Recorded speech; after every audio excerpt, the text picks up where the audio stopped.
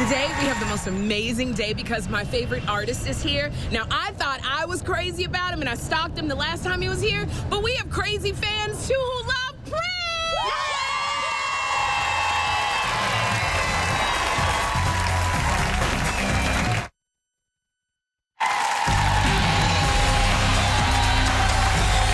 You don't understand, Prince. I have wanted to make love to you for my whole life.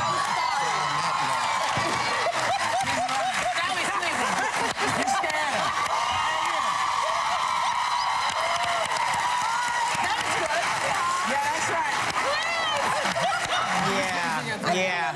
Well, I'll tell you what happened. The last time Prince was here, Sherry scared him so badly that it took us 2 years to get him to come back. And, you know, he rarely does television appearances, so I think it's probably... here we go. I better get him out here before he looks and ducks and runs. Please welcome back the fabulous, amazing Prince.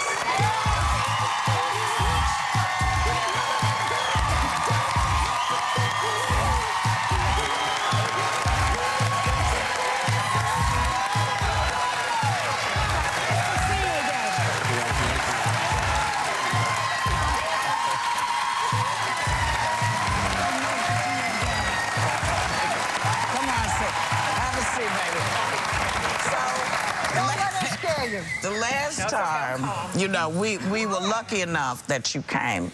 We all ended up going to the concert, to your concert. And I'm telling you, it was rocking. It was just, it was... Go ahead, Sherry. I know you want to say that. When we went to the concert, Prince, it was not only like rocking, like Whoopi said, and I got called on stage. You called me on stage, and I danced and almost had a heart attack. The first 30 seconds, you dance and sing nonstop for the entire concert. Yes, how you do that? Music and spirit moves us. Oh, you moved everybody in there. I mean, it was like the best show I think I've ever seen in my life. And then I had to get home, get this, I had to go home for the sitter for the kids. And so I leave and I was like, you know, there might be an encore. And I'm like, I don't know what to do. I've got to go. So I'm in the car. I get a text from Sherry saying, girl, he just called you up on stage. Prince just called you up on stage. I was like, this is Another concert coming up? Yes, we are doing some shows in Chicago. In Chicago? Yes. Okay, well, I'll have to go to Chicago. But, you know, we know you as a very mysterious man. You don't do a lot of interviews. You're very sweet, but you're very much to yourself. And shy? I wouldn't say. Okay. So, I mean, when you go on stage, you're a different person. So, but off stage, you're very quiet and very mysterious. What is that all about? I'm just that way around you. Well, what could it be so? But it's interesting because on stage it's all out there, and privately you're a very modest man. Or quiet. I have my quiet moments. This is one of them. Are you on like Facebook, Twitter, social media? Nothing. None of that. Well, did you watch like American Idol, or, you know, I always think of your career, it's been so full and rich, right? So all these young kids, and now even on America's Got Talent, even some more mature adults are trying to get a career started in music. You don't watch it at all? Not so much. What do you think of them, though? What do you think of Justin Bieber and Lady Gaga and the new people? Well, different strokes for different folks. Right. I make music, so I don't watch it too much. I see. Well, you know, you do make it. It's a gig, you know.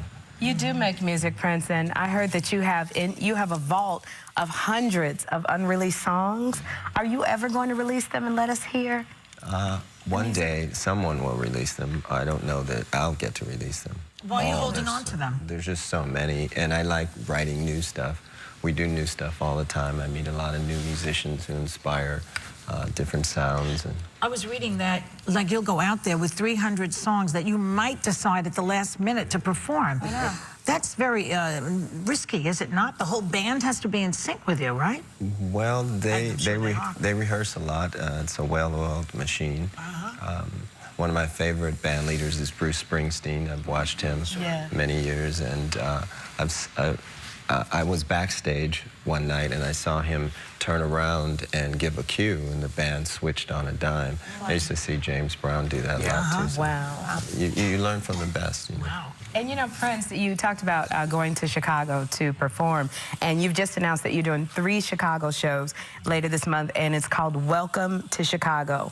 You're supporting an organization, and it's called Rebuild the Dream.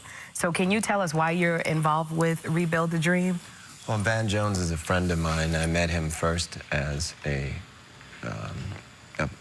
person who could tell me about the government. He was there for a while, and I wanted to learn an extension of my Bible studies. And he taught me a lot about that. And we just hit it off. He's very funny. I like funny people. And he's a great father. You know, watch how he interacted with his children. And he seems to be a brother who cares about not only his people, but all people. Yeah. You know, so I learned a lot. It's a great thing to do, especially now for Chicago, because they've had a lot of troubles, and it's a great city. So I think it's quite wonderful that you're going to go and bring a little cheer, like we hope. Healing. A little healing. He brings maybe. a little healing wherever he goes, right. because he's the Prince. Yeah, no. Hold up. Just a minute, y'all. Now, Prince is staying with us. And we'll be right back. Now you can clap.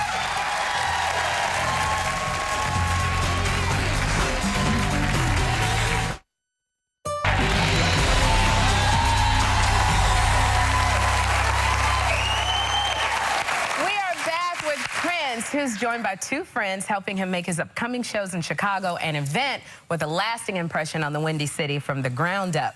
Please welcome an actress you know from films like Men in Black 2 and Rent, Rosario Dawson, and former advisor to President Obama and best-selling author Van Jones. Welcome. Welcome, Rosario and Van. Rosario, I have to say, you give the best hug. She hugs you so tight. You really feel love when Rosario hugs you. But you've known Prince for 14 years. Really? How did that happen?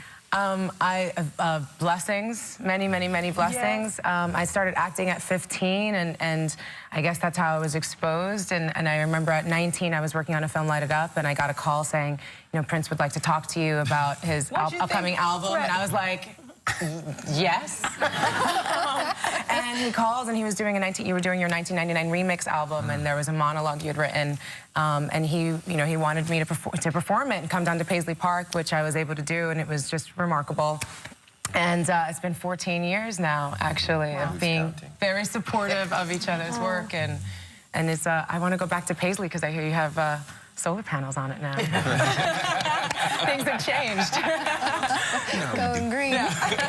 Man, we were talking a little bit about the grassroots organization that you started. Was it a year ago? About a year called ago. Rebuild the Dream. Rebuild the Dream. And we know, Sherry mentioned that Prince, you're going to be performing, is it 3 concerts, right, there in Chicago. Can you tell everyone a little bit about it? I want to hear the guts of it from you. Yeah, well, I mean, Rebuild the Dream, we're just trying to keep the middle class and working class from just getting devastated. You know, people are graduating off a cliff every spring with student loans, you know, no jobs.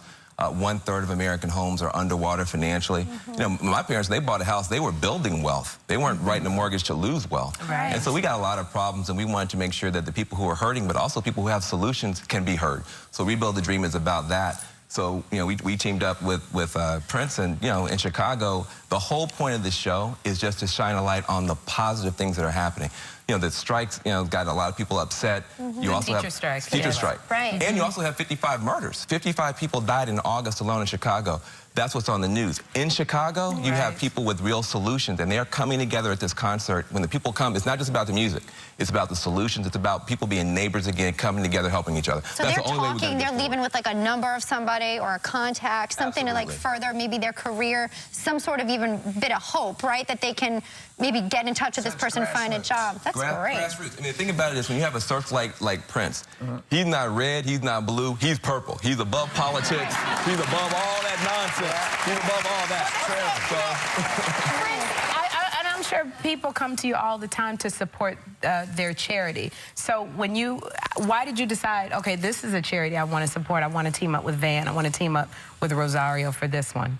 Well, mainly, like Van said, is that it's not political. we're at a place now in this country where we're going to have to work together and stop looking at each other's affiliation and start taking care of each other. I mean, it's desperate times. Well, you probably don't know this, but this is not the first time. I mean, Prince does a lot of charity. I'm not going to say what it is. I'm just going to say that you do it. But please do. Because a lot of people don't realize that he's not just there performing. He's helping folks in various ways all the time. This is a remarkable young man. I was going to say kid, but you know. I know Rosario wants to brag on him too, but the thing is, you know, he's a person of faith. He's a Jehovah's Witness. He's a witness for Jehovah. So he can't go around bragging. But I will tell you, I know for a fact, every city he goes into, he touches people. The thing is, at this point, the crisis is so big, he wants to just bring everybody together around the same table so we can actually help each other. But there's not a city he's gone into he hadn't helped people. Not one.